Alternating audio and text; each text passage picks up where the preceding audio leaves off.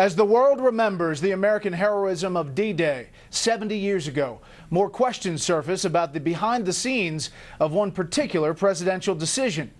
This is Special Report.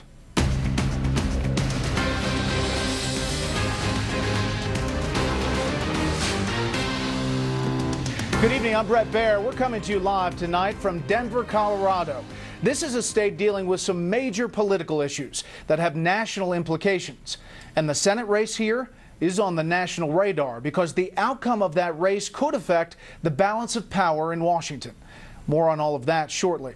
First, half a world away, on the beaches of northern France, a solemn remembrance of a day that changed history. Chief White House correspondent Ed Henry has the story tonight from Normandy. For President Obama, this trip to Europe was spent in part trying to reassure allies he'll be there for them if Russia attacks, just as America was there for the entire world 70 years ago today here in Normandy, France, storming these beaches in the largest sea-based invasion in history, which broke Nazi Germany's back. What more powerful manifestation of America's commitment to human freedom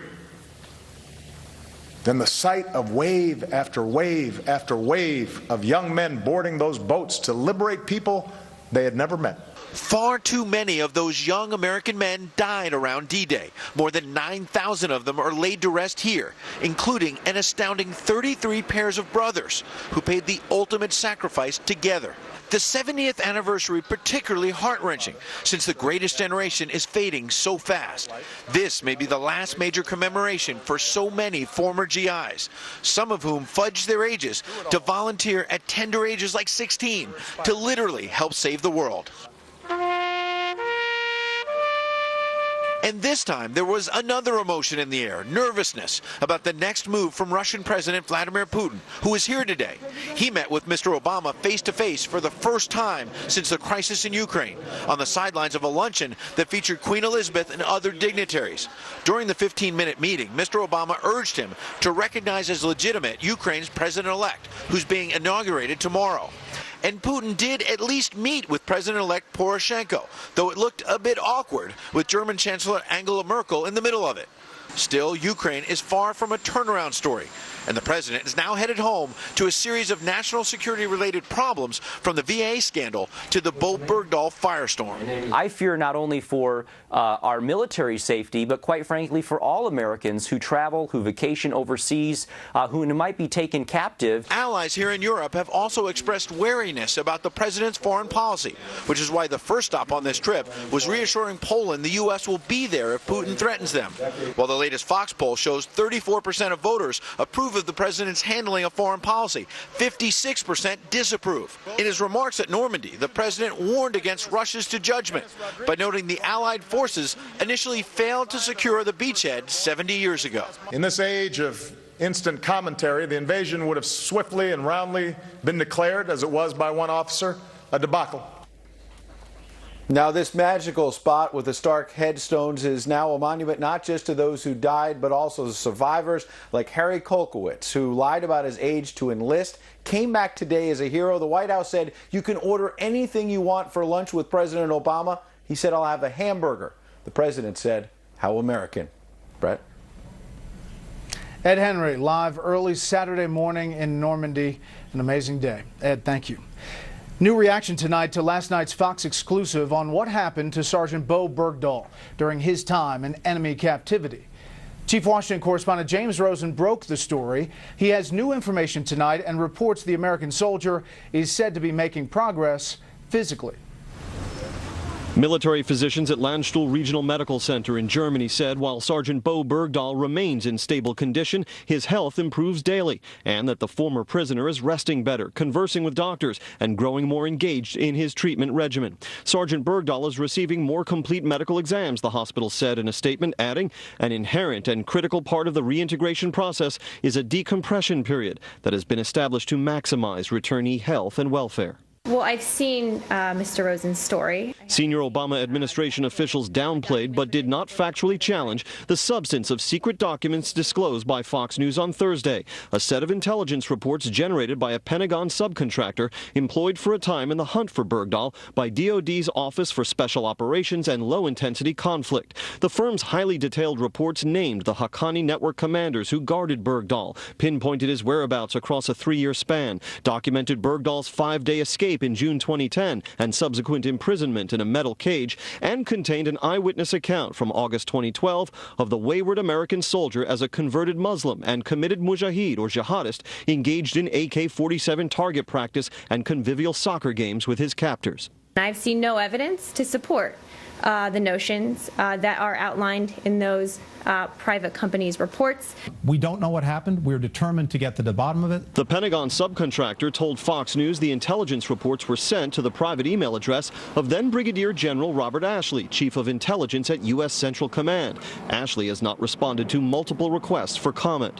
A leading Republican senator on foreign policy issues told Fox News' Megyn Kelly late Thursday that Wednesday's classified Senate briefing on the Bergdahl case conducted by the administration contained none of the data compiled by the Pentagon subcontractor. The substance of this report that you've reported, I've asked questions that are specifically on point, and the answers that I got directly contradict or dispute what you have been reporting this evening. So clearly, if this happens to be true, we've got a very serious problem with the administration misleading members of Congress. A former Marine Corps commandant cautioned that raw intelligence reports can often contain inaccurate or incomplete information.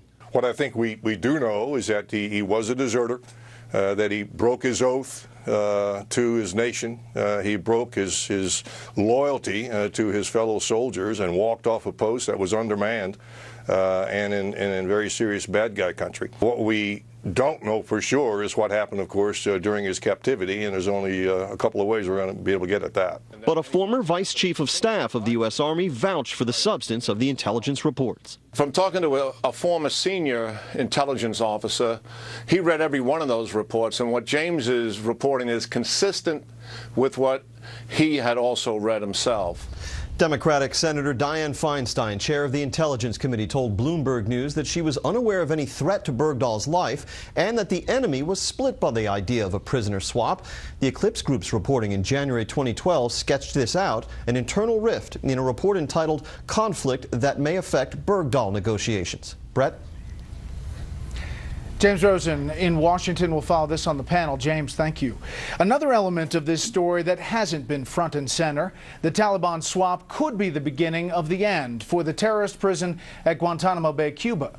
Chief Intelligence Correspondent Catherine Herridge reports several lawmakers are pointing to recent history, suggesting clearing out Gitmo would not be a good thing for U.S. national security. An alleged ringleader of the 2012 Benghazi terrorist attack, a prominent commander with the al-Qaeda affiliate in Yemen, as well as a suicide bomber in Iraq. The common thread is that all of the men did time at Guantanamo and later returned to terrorism. The number today stands at 29%, 16.6% confirmed, and the rest are suspected. Coley Stimpson, who ran detainee affairs under President Bush, says the number is probably much higher than 1 in 3. I'm not surprised that certain detainees who are highly radicalized go back to the fight, even after they're held in continued detention in another country or even go through a rehabilitation program. The examples are numerous. Transferred to Libya in 2007, former Guantanamo detainee 557 Sufyan bin Kumu is now accused of training fighters for the Benghazi terrorist attack, which killed Ambassador Chris Stevens, Foreign Service Officer Sean Smith, and former Navy SEALs Ty Woods and Glenn Doherty.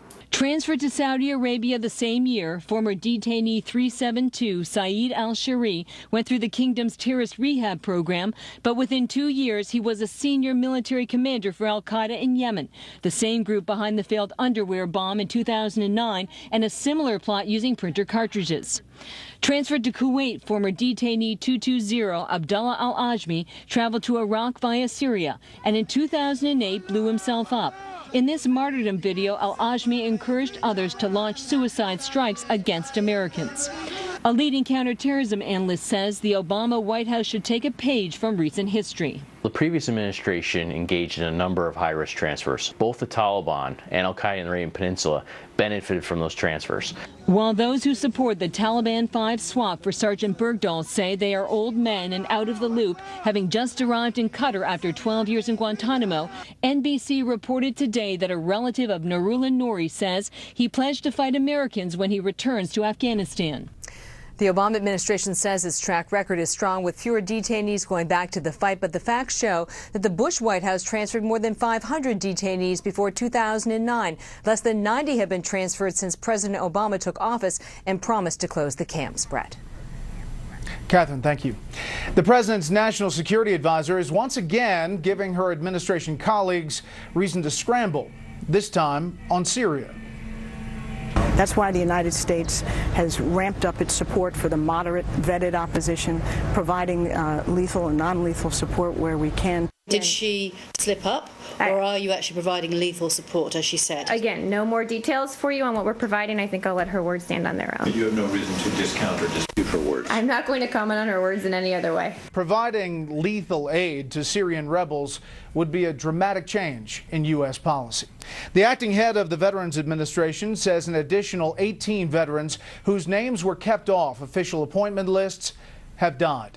That comes as the Senate fleshes out a deal agreed to Thursday to make it easier for vets to get health care outside the VA system.